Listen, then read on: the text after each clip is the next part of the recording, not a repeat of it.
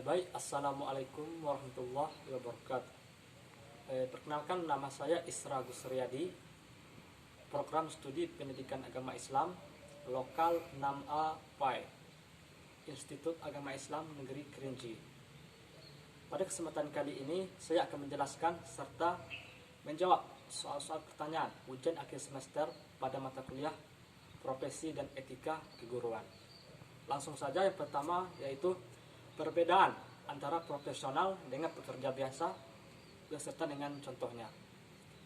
Profesional adalah pekerjaan yang dalam pelaksanaan tugasnya memerlukan atau menuntut keahlian, menggunakan teknik-teknik ilmiah serta dedikasi yang tinggi. Keahlian ini diperoleh dari lembaga pendidikan yang khusus diperuntukkan untuk itu dengan kurikulum yang dapat dipertanggungjawabkan.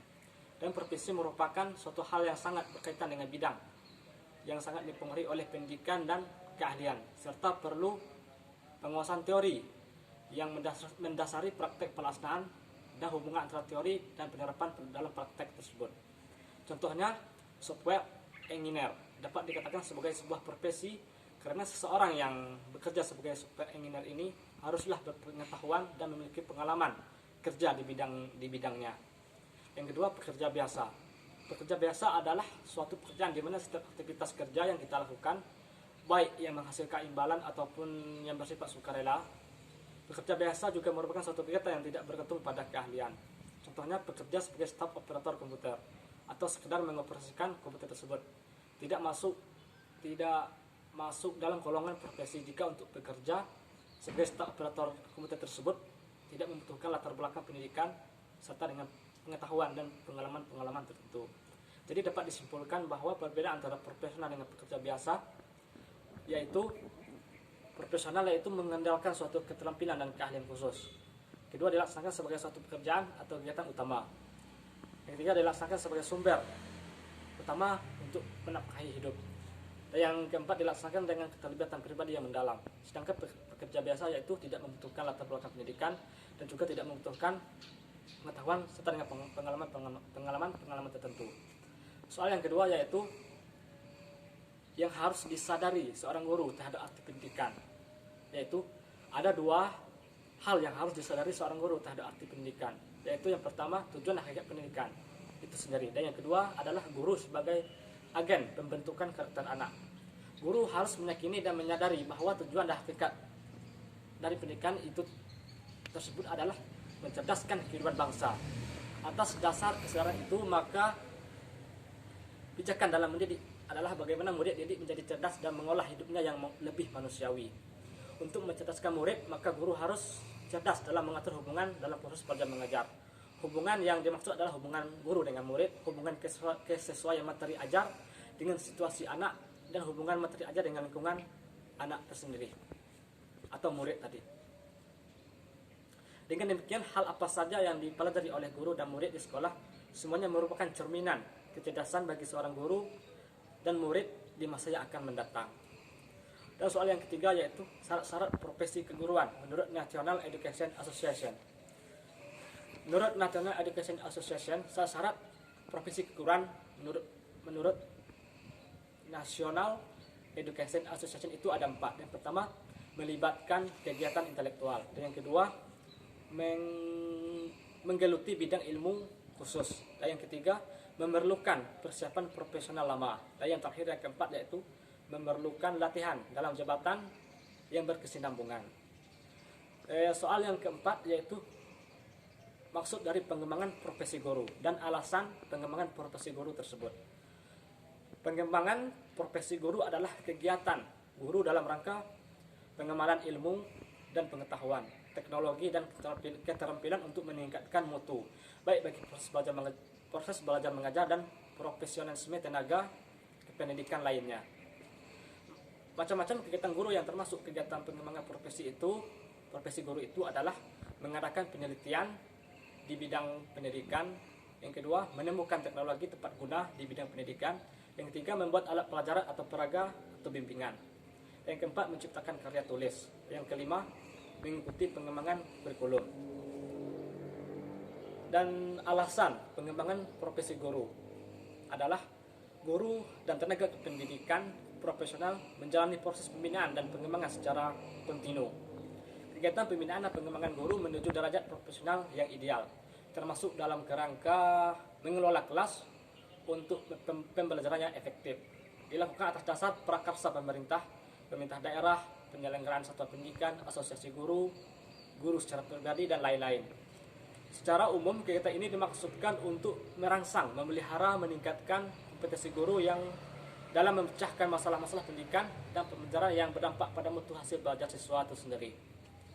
Pembinaan dan pengembangan profesional guru atas prakarsa institusi seperti pendidikan dan pelatihan, workshop, magang, studi banding, dan lain-lain adalah penting. Namun yang tidak kalah pentingnya adalah prakarsa personal guru yang menjalani proses profesional. Alasan esensial lain diperlukannya pembinaan dan pengembangan guru adalah karakteristik tugas yang terus berkembang seirama dengan perkembangan iptek atau ilmu pengetahuan dan teknologi di samping reformasi internal pendidikan itu sendiri. Dan soal yang kelima yaitu kenapa seorang guru itu harus meningkatkan kompetensinya. Jadi menurut saya seorang guru harus meningkatkan kompetensinya karena seorang guru itu memiliki kewajiban untuk mencerdaskan anak bangsa. Bukan hanya cerdas secara fisik tetapi juga secara emosional juga. Sehingga tugas guru adalah mendidik bukan hanya mengajar. Karena mendidik memiliki makna yang lebih luas dan lebih kompleks daripada mengajar. Memiliki makna yang lebih luas dan lebih kompleks daripada mengajar ini. Di sisi lain, kompetensi juga merupakan kemampuan seseorang yang meliputi pengetahuan, keterampilan, dan sikap yang dapat diwujudkan dalam hasil kerja nyata yang bermanfaat bagi diri dan lingkungannya. Ketiga aspek kemampuan ini saling terkait dan mempengaruhi satu sama lain. Kondisi fisik dan mental serta spiritual seseorang besar pengaruhnya terhadap produktivitas kerja seseorang. Maka tiga aspek ini harus juga pula sesuai standar yang disepakati. Adapun fokus pengembangan kompetensi profesi guru antara lain ada 4 macam. Yang pertama, kompetensi pedagogik. Yang kedua, kompetensi kepribadian. Yang ketiga, kompetensi sosial. Dan yang keempat, kompetensi profesional. Dan soal yang keenam yaitu program peningkatan kompetensi guru diklat dan non diklat. Yang pertama kita akan membahas tentang diklat atau pendidikan dan pelatihan. Yaitu yang pertama in-house training atau IHT. Pelatihan dalam bentuk IHT ini adalah pelatihan yang dilaksanakan secara internal di kelompok kerja guru, sekolah ataupun tempat lain yang ditetapkan untuk menyelenggarakan pelatihan tersebut. Yang kedua, program magang. Program magang ini merupakan pelatihan yang dilaksanakan di dunia kerja atau industri yang relevan dalam rangka meningkatkan profesional guru. Yang ketiga, kemitraan sekolah. Pelatihan melalui kemitraan sekolah ini dapat dilaksanakan antara sekolah yang baik dan sekolah yang kurang baik, antara sekolah negeri ataupun sekolah yang swasta. Yang keempat, belajar jarak jauh. Pelatihan melalui belajar jarak jauh ini dapat dilaksanakan tanpa menghadirkan instruktur dan peserta pelatihan dalam suatu tempat tertentu, melainkan dengan sistem pelatihan internet dan sejenisnya. Dan yang kelima, pelatihan berjenjang dan khusus. Pelatihan jenis ini dilaksanakan di lembaga-lembaga pelatihan yang diberi wewenang, di mana program disusun secara berjenjang mulai dari jenjang dasar, menengah, lanjut, dan tinggi. Dan yang keenam, kursus. Kursus singkat di perguruan tinggi atau lembaga pendidikan lainnya. Kursus singkat ini dimaksudkan untuk meningkatkan kemampuan guru dalam beberapa kemampuan, seperti kemampuan melakukan penelitian tindakan kelas, menyusun karya ilmiah, merencanakan, melaksanakan, dan mengevaluasi pembelajaran. Yang ketujuh yaitu pembinaan internal sekolah. Pembinaan internal ini dilaksanakan oleh kepala sekolah dan guru-guru yang memiliki kewenangan membina melalui rapat dinas, rotasi tugas mengajar, pemberian tugas-tugas internal tambahan, dan diskusi dengan rekan sejawat. Dan yang terakhir yang kedelapan yaitu pendidikan lanjut. Pembinaan guru melalui pendidikan lanjut ini juga merupakan alternatif bagi peningkatan kualifikasi dan kompetensi guru itu sendiri. Pengikut sertaan guru dalam pendidikan lanjut ini dapat dilaksanakan dengan memberikan tugas tambahan baik dalam maupun luar negeri bagi guru yang berprestasi. Dan yang kedua yaitu program peningkatan kompetensi guru yang non diklat atau non pendidikan dan pelatihan. Yang pertama, diskusi masalah pendidikan. Diskusi ini diselenggarakan secara berskala dengan topik diskusi sesuai dengan masalah yang dialami sekolah. Melalui diskusi berskala diharapkan para guru dapat memecahkan masalah yang dihadapi berkaitan dengan proses pembelajaran di sekolah ataupun masalah peningkatan kompetensi dan pengembangan karirnya guru itu sendiri. Dan yang kedua, seminar. Seminar yaitu pengikut sertaan guru dalam kegiatan seminar dan pembinaan publikasi ilmiah juga dapat menjadi model pembinaan berkelanjutan bagi peningkatan keprofesian guru. Dan yang ketiga, workshop. Kegiatan workshop ini dilakukan untuk menghasilkan produk yang bermanfaat bagi pembelajaran, peningkatan kompetensi maupun pengembangan karirnya. Workshop dapat dilakukan misalnya dalam kegiatan menyusun KTSP, analisis kurikulum, pengembangan silabus, serta penyusunan rencana pembelajaran. Dan yang keempat yaitu penelitian. Penelitian dapat dilakukan guru dalam bentuk penelitian tindakan kelas, penelitian eksperimen, ataupun jenis lain dalam rangka peningkatan mutu pembelajaran. Dan yang kelima, penulisan buku atau bahan ajar. Bahan ajar yang ditulis guru dapat berbentuk diktat, buku pelajaran, ataupun buku dalam bidang pendidikan. Dan yang keenam, pembuatan media pembelajaran.